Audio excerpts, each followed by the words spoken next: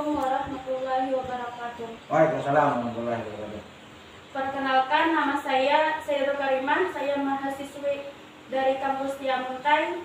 Saya dapat tugas dari mata kuliah perencanaan pembangunan. Saya memilih Bapak Ketua BPD yang bernama Haki An-Najili SPD.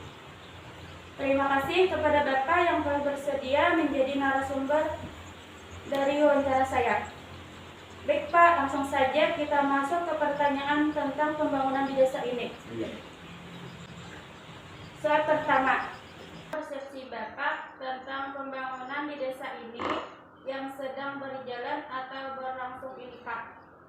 Persepsi ulun adanya pembangunan desa itu untuk menuju bisa mandiri dan sejahtera. Nah, caranya sama seperti kita membuat sebuah rumah. Kita harus diisi tanah, diisi duit, bisa nukar ben. Nah, setelah ada duit kita tukar prasarananya kayak papan, golem. Sudah ada prasarananya, kita cari tukangnya, kita senang duit. Sudah jadi rumah, kalau kita cari usaha. Nah, sama kayak bisa seperti itu. Bisa ada dananya. Nah, setelah ada dana kita rancang TKP. Apa yang akan kita bangun? Jalan misalnya dan lain-lain. Sudah ada, kita geliakan pulang masyarakatnya supaya masyarakatnya diisi penghasilan. Sudah diisi penghasilan, kita jadikan pulang usaha bisanya. Nah, sudah ada usaha bisanya itu, itu yang menjadi PAD bisa, pendapatan asli bisa. Nah, itu bisa dikatakan bisa mandiri dan sejahtera. Kalau belum tercapai sampai ke usaha itu, mungkin belum bisa dikatakan bisa itu sebagai bisa mandiri dan sejahtera. Nah, itu Bang keseluruhan untuk pembangunan desa ini. Terima kasih Pak. Kita lanjut ke pertanyaan selanjutnya yang kedua. Apa harapan Bapak tentang wacana pembangunan di desa ini pada masa sekarang maupun yang akan datang? Harapan ulun untuk pembangunan desa sekarang dan akan datang, desa ini nantinya memiliki karakter yang berkualitas supaya desa itu maju dan bisa berdiri sendiri. Nah, itu Bang harapannya. Terima kasih Pak. Kita lanjut ke pertanyaan yang ketiga. Apakah pendapat Bapak tentang ATHG yang dihadapi dalam rangka pelaksanaan pembangunan di desa ini baik dari unsur masyarakat, pemerintah, dunia usaha maupun LSM? Untuk ATHG seperti ancaman, tantangan, hambatan, dan gangguan. Kalau dari segi ancaman, mungkin itu tentang pengelolaan keuangan dana desa. Misalnya kita harus hati-hati menggunakan keuangan dana desa itu agar jangan salah gunakan. Kalau hanya tantangan, mungkin semua pembangunan itu tantangan bagi kami berdatang dari pemerintah desa maupun BPD. Karena kalau tantangan itu memiliki sama dengan ada dua, antara gagal dan berhasil.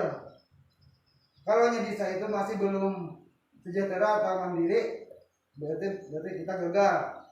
Tapi kalau kita sudah menjalankan semua program itu sampai desanya sudah baik, masyarakatnya berpenghasilan, kalau meningkatkan perekonomiannya dan bisa memiliki usaha, itu bisa dikatakan bisa berhasil programnya. Kalau tentang apa gitu ya? Hambatan, ancaman, tantangan, hambatan lain.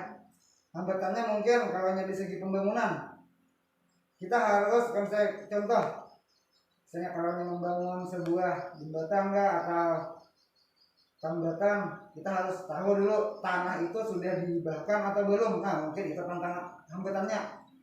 Kalau dari segi gangguan ini mungkin dari polemik masyarakat. Mungkin ada dari masyarakat yang kurang wawasan, atau dari pemerintah desa yang kurang berkoordinasi dengan pemerintah desa, dan mungkin lebih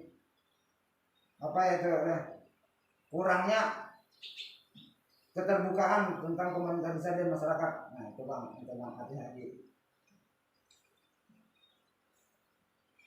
kasih Pak. Kita lanjut ke pertanyaan keempat.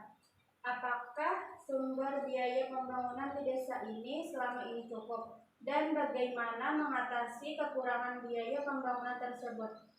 Kalau dari sumber biaya untuk selama ini alhamdulillah cukup.